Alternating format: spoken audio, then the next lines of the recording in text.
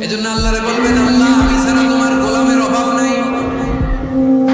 ও আমার রব, আমি ছাড়া এই জমিনের বুকে তোমার গোলামের অভাব নাই, কিন্তু তুমি ছাড়া তো আমার দ্বিতীয় কোনো রব নাই। পারবেন বলতে? পারবেন?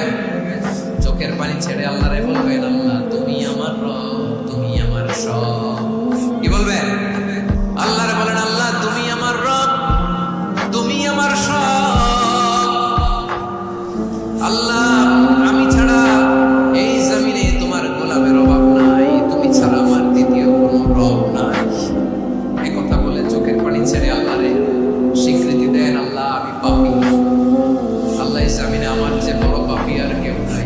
উঁচু করে সিজদায় লুটিয়ে পড়ে চোখের পানি ছেড়ে আল্লাহরে পাপের স্বীকৃতি দেন, আল্লাহ এমন কোন জুলুম নাই, গুনাহ নাই আমি করি নাই, সগীরা কবিরা জেনে না জেনে, ইচ্ছায় অনিচ্ছায়, শিরকি বেদাতি সব গুনাহ করেছি। আল্লাহ আকাশের নিচে জমিনের উপরে আমার যে বড় গুনাহগার আর কেউ নাই।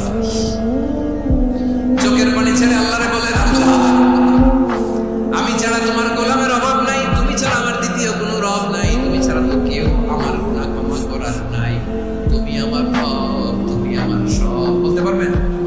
এই তাকরীর আমার পটুয়াখালীর ভাই, এই স্বীকৃতিটা দেখতে আল্লাহ বড় ভালোবাসেন। কারণ আমরা সবাই গুনাহগার, আমরা সবাই কি বিশ্বনবী বলেন কুল্লুকুম খাত্তাউন, বানি আদম আমরা সবাই পাপী। সবাই কি?